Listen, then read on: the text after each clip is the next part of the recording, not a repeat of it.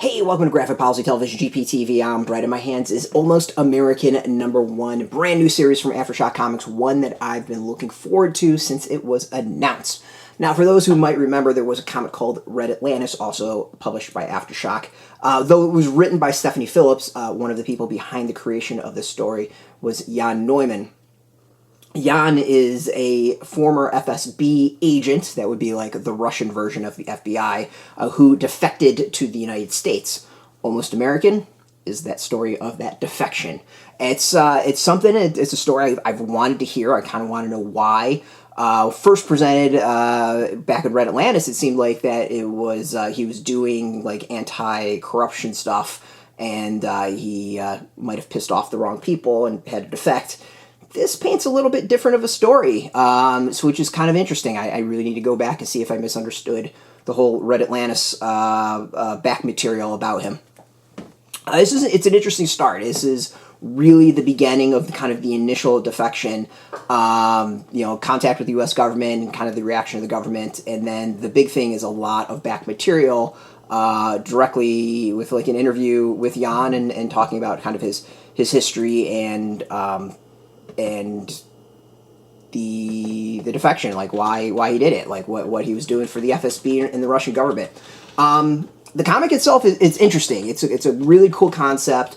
I think it would work great as a television series. As a comic, it's good. The thing that I think that I have an issue with is that there's missing some tension. There's like a fear and a tension that never quite clicks in that first issue.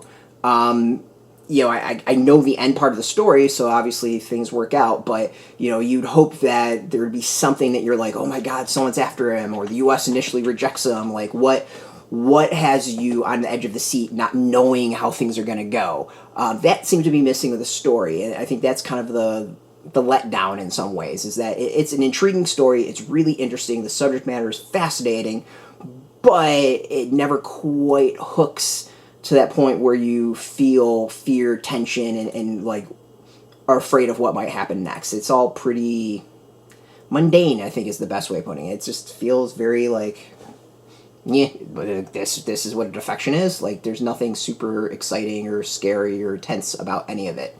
But still, I want to see where it all goes. Like, where does this story go that it's worthwhile telling a story? And that's kind of what I'm really excited to see going on. So the first issue doesn't quite hook me the way I hoped, but the overall concept I think is laid out and done quite well. Like, I think this would work great as an FX series, ironically. Like, television, I think the way this is set up and presented and everything, it would work and work really, really well. But as a comic, there's something doesn't quite click as far as things going, as far as they go. The art I think is good. The art is really solid. It looks great. The comic's fantastic. Very stereotypical spy sort of stuff. But overall, like, it's good, not great. I think, part of it might also have been very high expectations. But overall, like, I want to read more. It's just not quite the one I'm crowing about as I thought I would. So, out now in comic shops, you can go get it. We got a link beneath this video. Put in your zip code to tell if a shop's near you. No shop, no problem. We have some affiliate links. There are affiliate links, so we get a small percentage by doing that. You help support our site, so thank you. Speaking of support, I want to thank AfterShock for hooking us up with the reviewed copy, and of course, thank you all for watching. If you're into comics, if you're into AfterShock, check us out every single day at graphicpolicy.com. We're on Twitter, Facebook, YouTube, Tumblr, all at Graphic Policy, keeping it nice and consistent. Until next time, keep reading those comics, and keep it geeky.